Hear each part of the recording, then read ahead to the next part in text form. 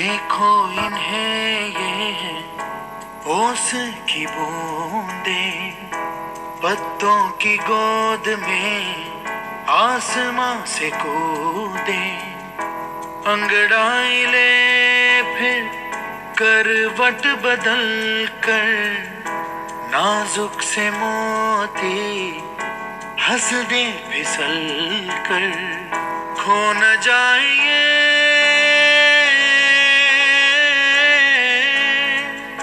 तारे ज़मीं पर।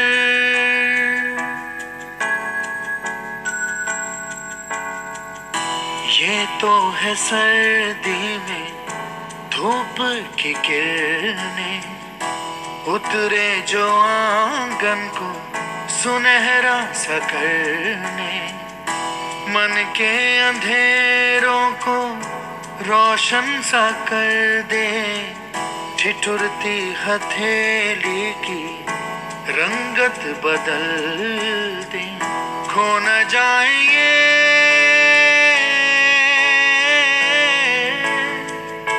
तारे ज़मीं पर।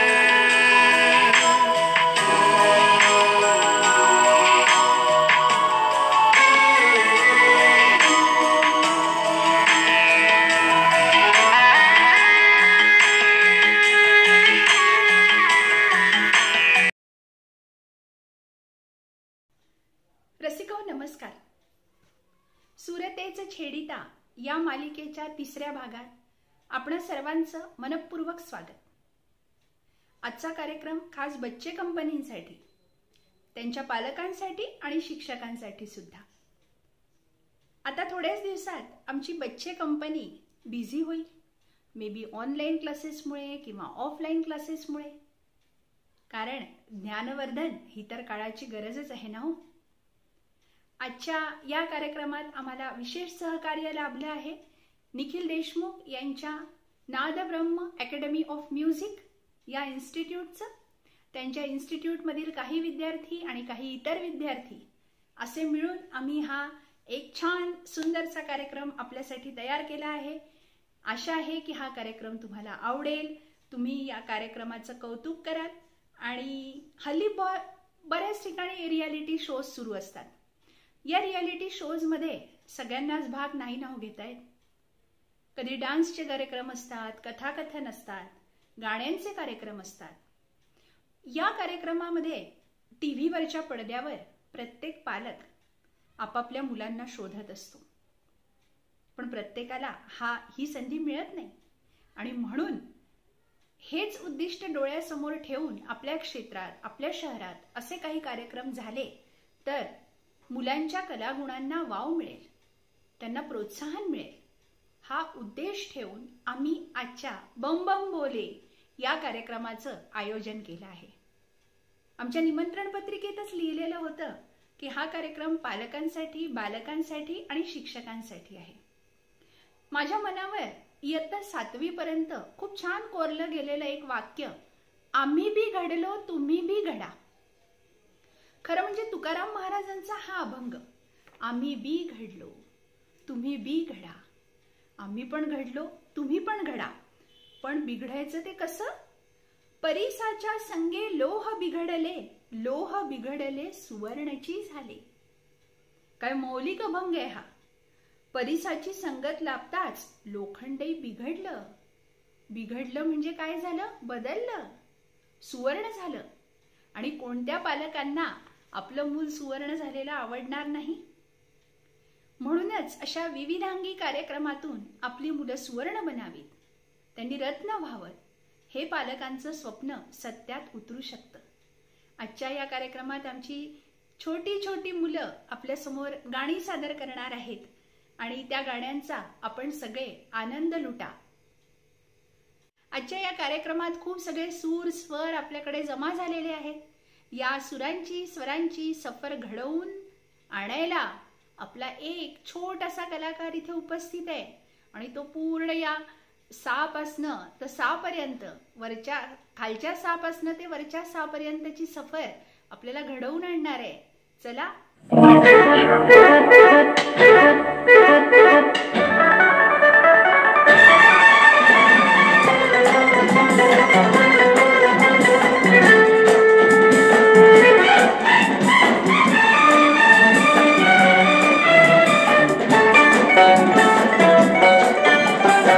सारे के सारे गामा को लेकर गाते चले, सारे के सारे गामा को लेकर गाते चले। पापा नहीं है खाली सी दीदी, दीदी के साथ है सारे, सारे के सारे गामा को लेकर गाते चले।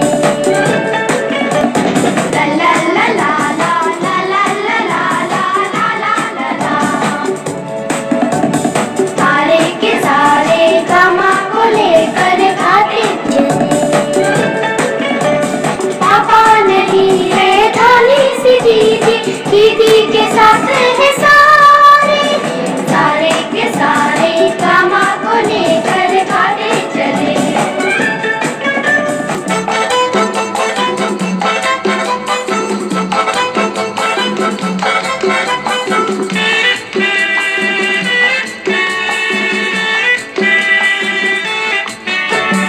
सांस निकले रोज सवेरा, करे अंधियारा,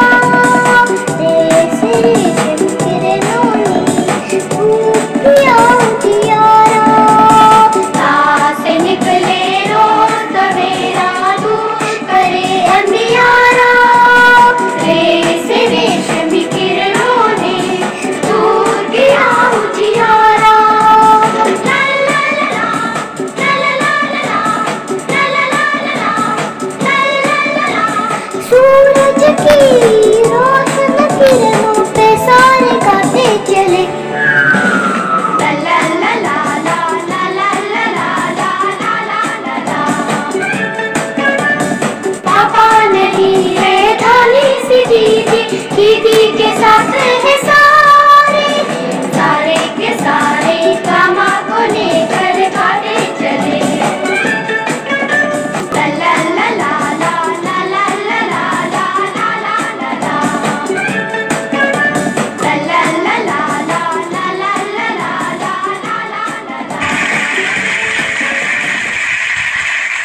वा हिमांशू, मस्त गायलास. बघ सगळ्यांनी किती टाळ्या वाजवल्यात तुझ्यासाठी.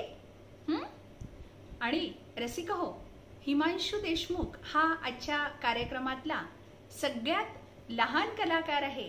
त्याचं आपल्या सगळ्यांना निश्चितच कौतुक आहे आणि तो एक खूप छान भावी गायक असेल अशा आपण त्याला शुभेच्छा देऊयात आणि आपल्या पुढच्या गाण्याकडे वळूयात. रसिक हो, मुलांना घडवताना आपल्या समोर बरेच प्रश्न, बऱ्याच समस्या निर्माण होतात.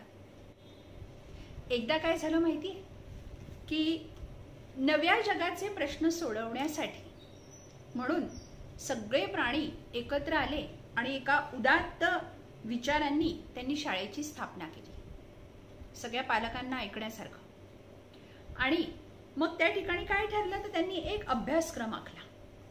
प्राण्यांनी एक अभ्यासक्रम आखला आणि त्यांनी ठरवलं की त्यामध्ये धावणं, उंच उडणं, उंच चढणं, पोहणं अशा सगळ्या गोष्टींचा समावेश केला. सगळे सहजरित्या होण्यासाठी हे सगळे विषय सगळ्यांनी शिकायचेच असं ठरलं. आता बघा, बदक हा पोहण्यात अव्वल, अगदी शिक्षकांना सुद्धा मागे टाकेल, पण त्याला बिचारायला उडण्यात काठोकाठ मार्क्स मिळायचे ना हो, आणि धावण्यात नापासच. मग आपला ससा धावण्यात अव्वल, पण बिचारायला पोहता येत नाही. मग आता झालं काय, या बदकाला एक्स्ट्रा क्लास करावे लागले. एक्स्ट्रा क्लास कशाचे करावे लागले, अर्थातच धावण्याचे, उंच उडण्याचे, आणि सशाला पोहण्याचे. खारुताई सगळीकडे तुरुतुरु चढण्यात वाकबगार, पण शिक्षकांनी तिला उडण्याचा सराव करायला सांगितला. आता तर ती फारच वैतागली. अतिश्रमाने बिचारीचं तुरुतुरु धावणं सुद्धा बंद पडलं. बदक पोहण्यात सुद्धा अनुत्तीर्ण झाला. ससा बिचारा कसा बसा धावण्यात बाउंड्रीवर पास झाला. काय झालं बघा, ज्याला ज्या गोष्टी उत्तम येत होत्या त्या सुद्धा जमेनाशा झाल्या. असंच काहीसं होतंय का हो आपल्या पण विद्यार्थ्यांचं? तर सध्या बघा शाळा सुरू नाहीये आपली आणि रवींद्रनाथ टागोरांची बिनभिंतींची शाळा ही कल्पना किती सुंदर आहे. बिनभिंतींची उघडी शाळा लाखो इथले गुरु. किती छान. या सगळ्या गुरूंकडनं कितीतरी गोष्टी आपल्याला शिकण्यासारख्या आहेत आणि त्या निश्चितच आपण शिकणार आहोत. पण आता जे सध्या हृदयात समथिंग समथिंग आणि हॅपनिंग होत आहे ते जरा ऐकून घेऊयात. आपण ऐकूयात हृदयात वाजे समथिंग. गाते आहे मोक्षदा आपोतीकर.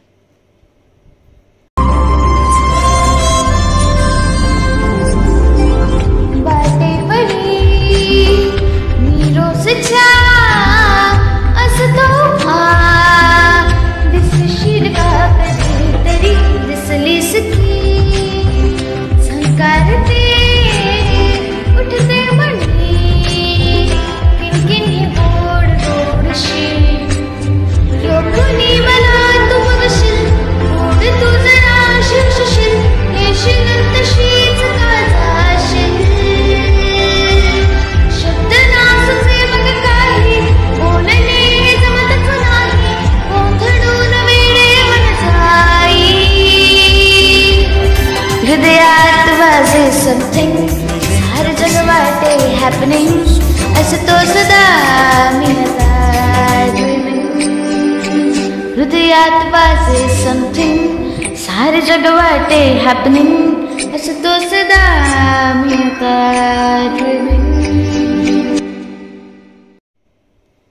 वा मोक्षदा. मोक्षदा जेवढी गोड आहे तेवढंच तिचं गाणं सुद्धा खूप गोड झालं आणि आमच्या हृदयात सुद्धा समथिंग समथिंग व्हायला लागलं. हा मोक्षदा. चला आता पुढच्या गाण्याकडे आपण वळूया. मंडळी, बऱ्याचदा मुलांना पशु पक्षी प्राणी हे वेड लावत असतात. त्यांच्या या वेडाची एक फार सुंदर गोष्ट आहे. अभय साधारण 8 ते 10 वर्षांचा मुलगा. त्याला कुत्रे फार आवडतात. कुत्र्यांची पिल्लं बघितली की ही बिकम्स क्रेझी. एकदा तो असाच रस्त्याने चालला होता आणि रस्त्याने जात असताना त्याला एका ठिकाणी एक पाटी दिसली. पाटीवर लिहिलं होतं कुत्र्याची पिल्ले विकणे आहेत. आणि बस काय मग अभयबुवा खुश. तो तिथे गेला आणि त्या विक्रेत्याला अगदी धीटपणे विचारलं, दादा इथे कुत्र्याची पिल्लं आहेत विकायला? विक्रेता म्हणाला हो. मग तो म्हणाला कुठे आहेत? विक्रेत्याने मस्त एक शिट्टी वाजवली आणि सगळी गोड गोडनस गोजिरी अशी कुत्र्याची पिल्लं धावत धावत आली. सगळी धावत आली पण एक मात्र फार हळूहळू लंगडत लंगडत आलं.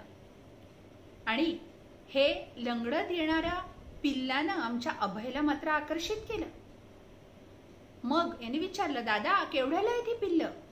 तर त्याने सांगितलं साधारण सगळ्यांची किंमत 3 ते 4 हजार रुपये आहे. मग तो म्हणाला पण मला ते पिल्लू हवंय, ते सगळ्यात मागचं. तर विक्रेता म्हणाला हा ते तू तसंच घेऊन जा. तू म्हणाला नाही नाही मला विकत घ्यायचंय. तर विक्रेता म्हणाला हे बघ बेटा, हे जे पिल्लू आहे ना याच्या पार्श्वभागावरची खोबणीच नाहीये जन्मतःच त्याला. त्यामुळे ते जन्मभर असंच लंगडत लंगडत चालणार आहे. अभयने पुन्हा किंमत विचारली पण विक्रेता म्हणाला घेऊन जा तू तसंच. अभय म्हणाला काका माझ्याकडे जी पिगी बँक आहे ना त्या पिगी बँकेत 400 रुपये आहेत. मी तुम्हाला या पिल्लाचे 500 रुपये देईन. 100 रुपये हे महिन्याच्या अखेरीस देईन. विक्रेत्याने पुन्हा एकदा सांगितलं की हे पिल्लू तुझ्या काहीच कामाचं नाही. ते कधीच तुझ्यासोबत धावणार नाही. ते कधीच लुटू चालणार नाही. तुझ्या अंगावर कधीच उड्या मारणार नाही. त्यावर अभयनं काय करावं? त्याने त्याची पॅन्ट वर केली एका पायाची आणि त्याने दाखवलं काका हे बघा मला सुद्धा पाय नाही. हा जो रॉड आहे या रॉडनीच माझ्या पायाचं काम चालतं, याला सपोर्ट मिळतो. मग मला जसा या रॉडनी सपोर्ट दिलेला आहे तसा या पिल्लाला समजून घेण्यासाठी, त्याच्या पाठीवरून मायेने हात फिरवण्यासाठी सुद्धा कुणीतरी हवं की नको? किती छान. प्रत्येकाला कुठे ना कुठे ऋणानुबंध जुळायला हवे असतात आणि ते जुळतात. रसिक हो, काही गाण्यांना 2 व्हर्जन असतात. एक असतं आनंदी आणि एक असतं दुःखी. आमच्या पुढच्या गाण्याला सुद्धा असेच 2 व्हर्जन आहेत आणि आपण हे गाणं बऱ्याचदा ऐकलेलं आहे. पण आज मात्र आम्ही एक वेगळा प्रयोग करतो आहोत बरं का. या गाण्याचे दोन्हीही व्हर्जन आमच्या 2 गायिका मेधावी आणि पावनी आपल्यासमोर सादर करणार आहेत. तुम्हाला ते कसं वाटलं ते नक्की कळवा. हा एक आगळा वेगळा प्रयोग या कार्यक्रमात आम्ही सादर करतो आहोत. देखो भी खुदा नहीं, कभी जुदा होना नहीं. देखो भी खुदा नहीं, कभी जुदा होना नहीं. अब के नहीं मिल रहेंगे दोनों, वादा रहा ये इस शाम का. जाने तू या जाने ना, माने तू या माने ना. मुझसे है पहले का नाता कोई, यूं ही नहीं दिल वादा कोई. मेरा मुझसे है पहले का नाता कोई, यूं ही नहीं दिल वादा कोई. जाने तू या जाने ना, माने तू या माने ना. तेरा मुझसे है पहले का नाता कोई, यूं ही नहीं दिल वादा कोई. तेरा मुझसे है पहले का नाता कोई, यूं ही नहीं दिल वादा कोई.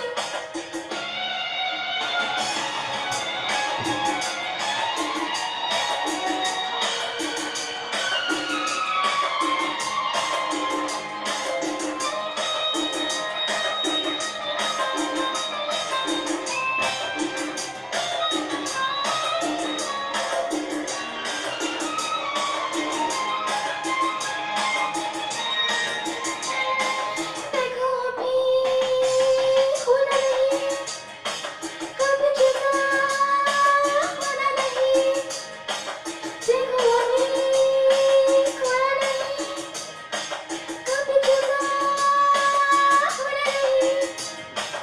अब के यूं ही मिल रहेंगे दोनों, वादा रहा ये इस शाम का. जाने तू या जाने ना, माने तू या माने ना. तेरा मुझसे है पहले का नाता कोई, यूं ही नहीं दिल वादा कोई. आता एक छान कविता ऐकू आपण विंदा करंदीकरांची. विंदा करंदीकरांनी लहान मुलांसाठी छान कविता लिहिली आहे. किती कल्पक कविता आहे बघा. कवितेचं नाव आहे गुंडू आणि चेंडू. गुंडूच्या स्वप्नात आला चेंडू आणि म्हणाला, ए गुंडू, मला फुटले 2 पाय. चेंडूला पाय फुटले, आता तुला सोडणार नाही.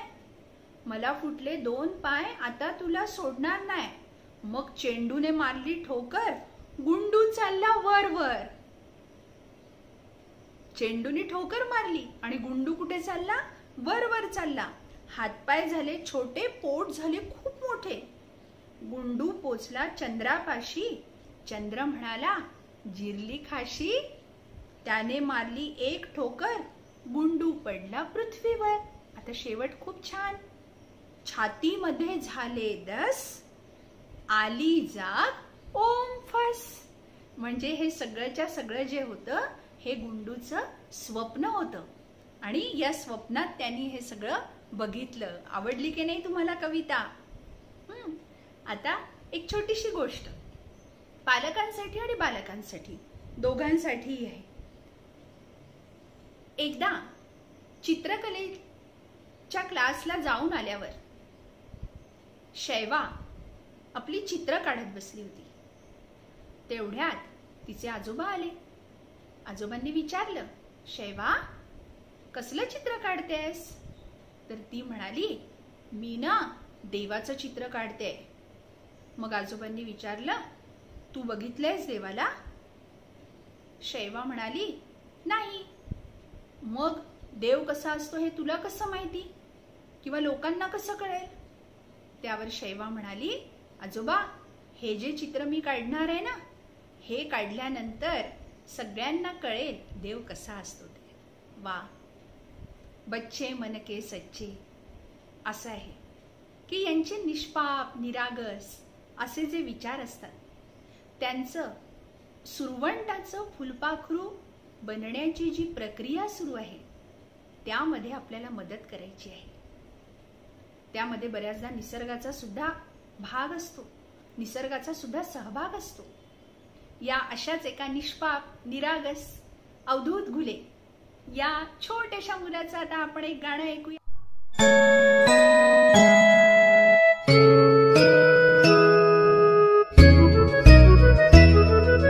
जंगल जंगल बात चली है, पता चला है. जंगल जंगल बात चली है, पता चला है. अरे चड्डी पहन के फूल खिला है, फूल खिला है. अरे चड्डी पहन के फूल खिला है, फूल खिला है. जंगल जंगल पता चला है, चड्डी पहन के फूल खिला है. जंगल जंगल पता चला है, चड्डी पहन के फूल खिला है.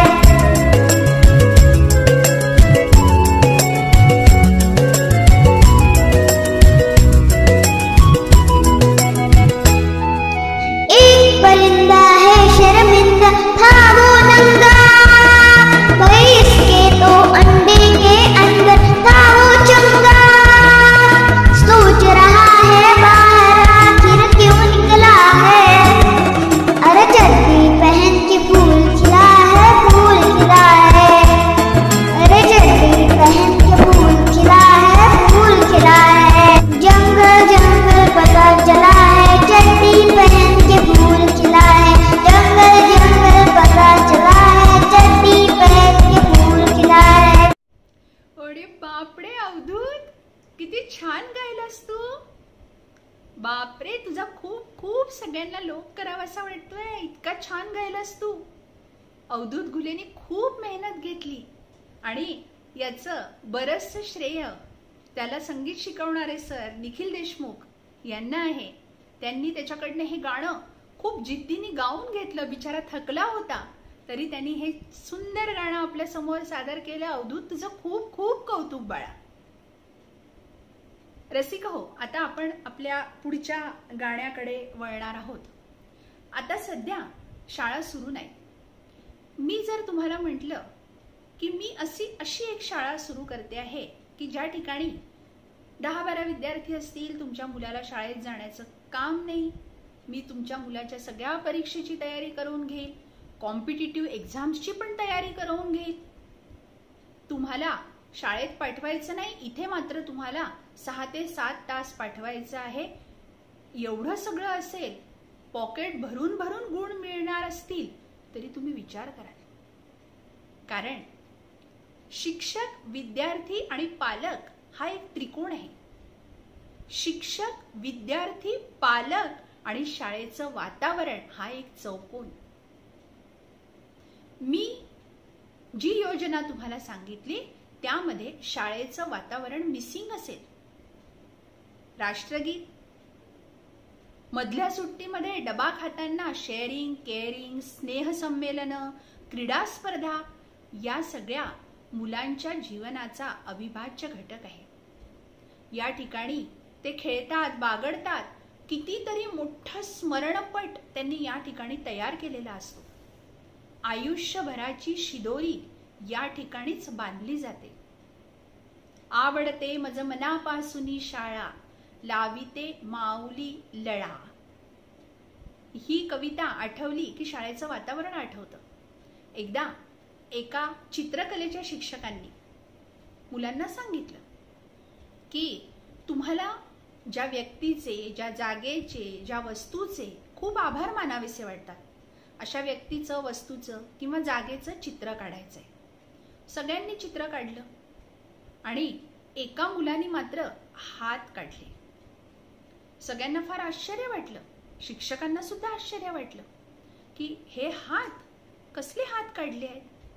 कुश नावाचा एक मुलगा आणि ज्याने हात काढले होते.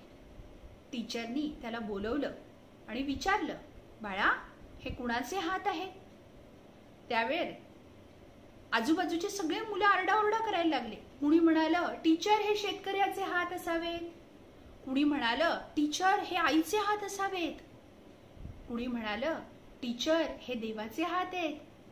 पण तो म्हणाला की टीचर हे तुमचे हात आहेत. का त्याने टीचरचे हात काढले? कारण रोज मधल्या सुट्टीत टीचर त्याला डबा उघडून द्यायच्या. त्याला धडपडताना हेच हात आधार द्यायचे. ABCD शिकवताना, 1 2 3 4 शिकवताना हेच हात खडूने फळ्यावर लिहित असायचे.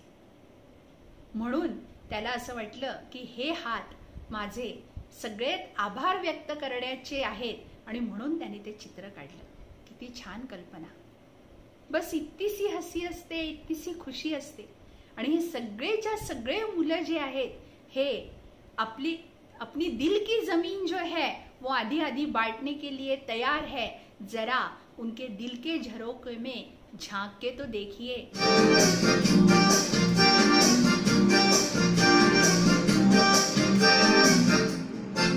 इतनी सी हंसी, इतनी सी खुशी, इतना सा टुकड़ा प्यार का, मुझे दिल को से चल बनाए आशिया. इतनी सी हंसी, इतनी सी खुशी, इतना सा टुकड़ा प्यार का, मुझे दिल को से चल बनाए आशिया.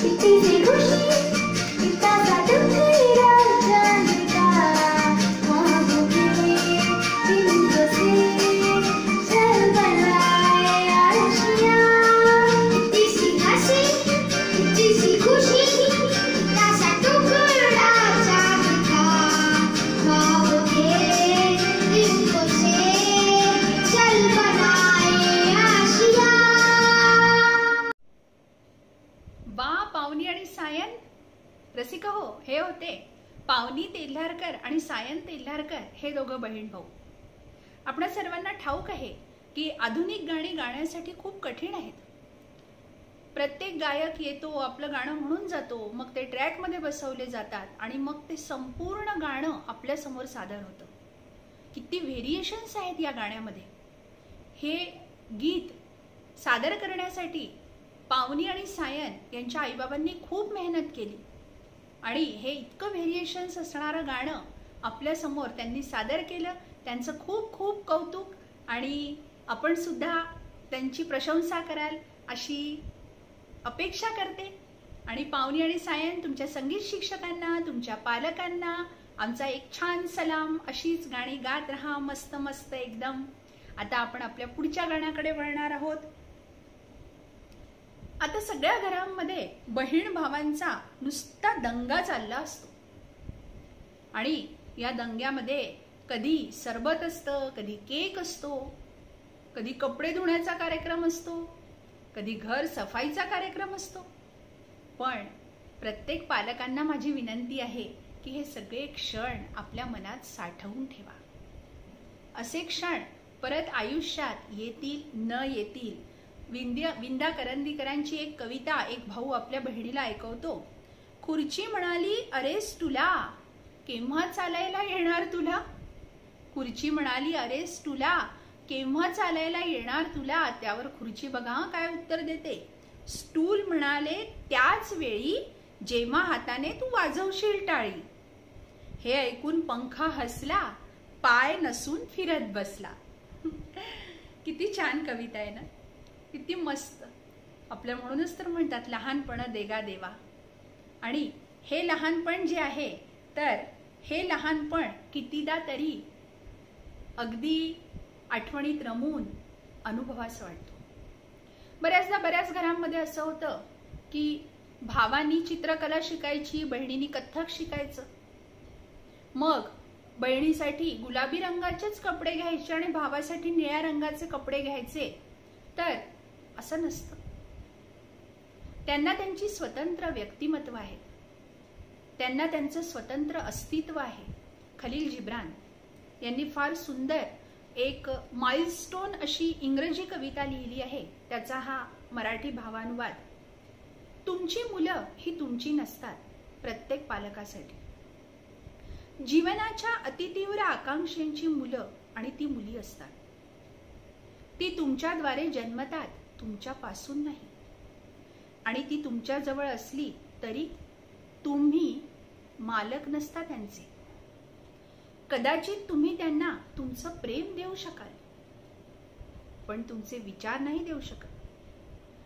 कारण त्यांच्याजवळ स्वतःचे विचार आहेत. किती सुंदर. त्यांच्या शरीरांना तुम्ही घरकुल देऊही शकाल कदाचित, पण त्यांच्या आत्म्यांना कदापि नाही.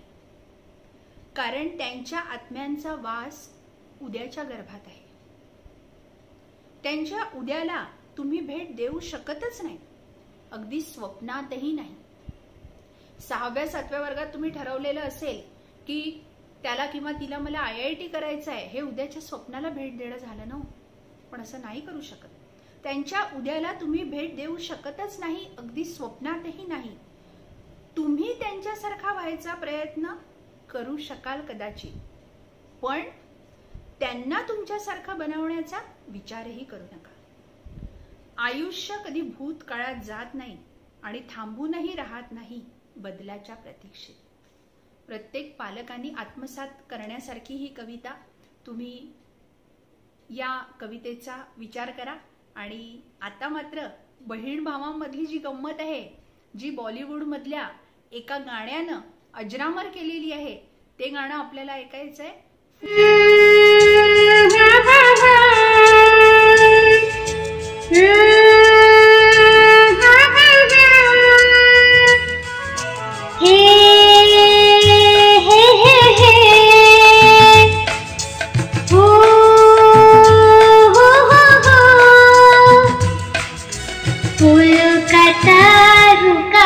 सबका कहना है 1000 में मेरी बहना है सारी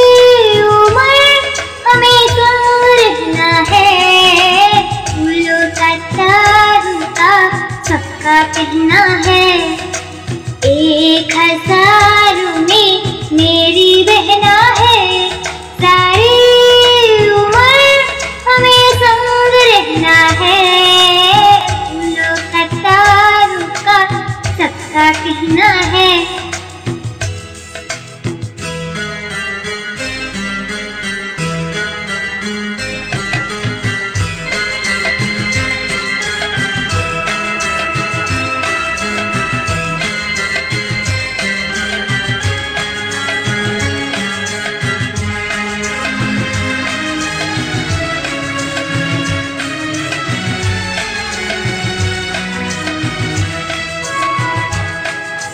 जब से मेरी आँखों से हो गई तू दूर, तब से सारे जीवन के सपने हैं चूर।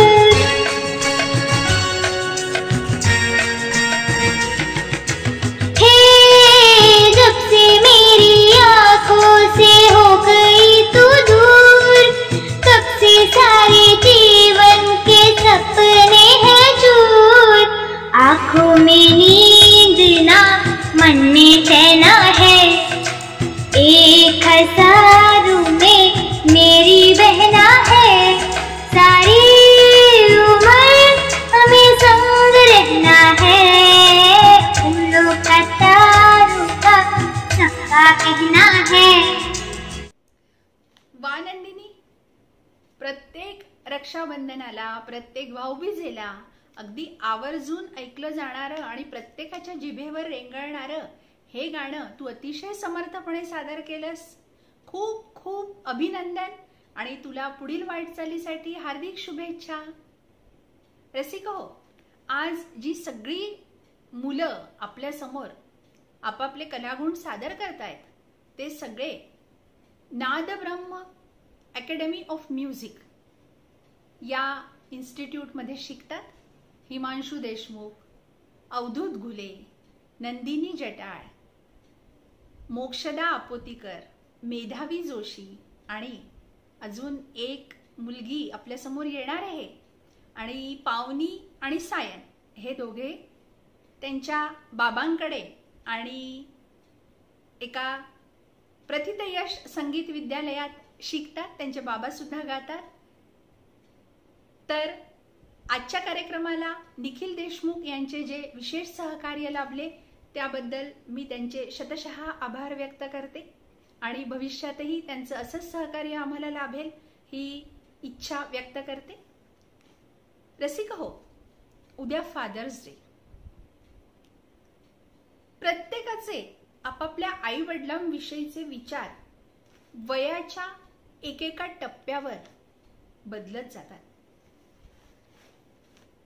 एका माणसाने लिहिलेले त्यांच्या वडिलांबद्दलचे विचार आपण सुद्धा जरा डोकावून बघू, आपल्या बाबतीतही असं घडलं तर नाही ना.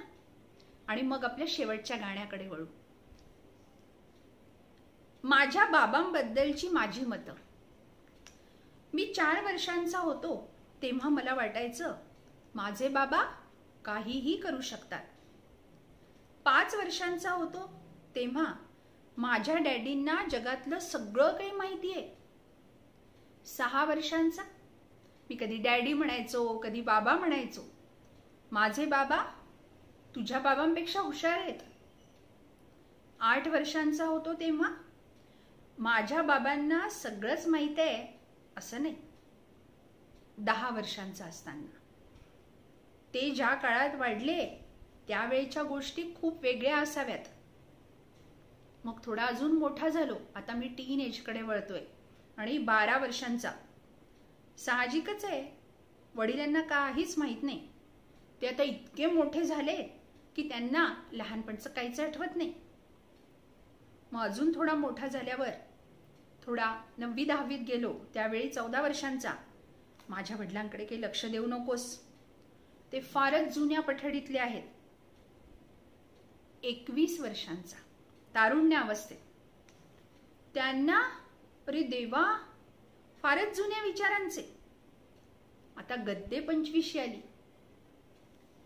बाबांना थोडंफार माहीत असणार कारण खूप काळ गेलाय ना. 30शी मध्ये आलो. मला वाटतं आपण बाबांचा विचार घ्यायला हवा कारण केव्हाही त्यांच्याकडे खूप अनुभव जमा आहे. 35शीत आता गृहस्थाश्रमात. एकही गोष्ट बाबांना विचारल्याशिवाय मी करत नाही. 40 वर्षांचा झाल्यावर मला कळत नाही बाबांनी कसं काय निभावलं. खरोखर फारच बुद्धिमान आणि जगाचा अनुभव असलेले माझे बाबा आहेत. आणि 50 वर्षांचं झाल्यानंतर आता जर बाबा इथे असते तर मी काहीही दिलं असतं त्यांना. त्यांच्याशी मी बोललो असतो.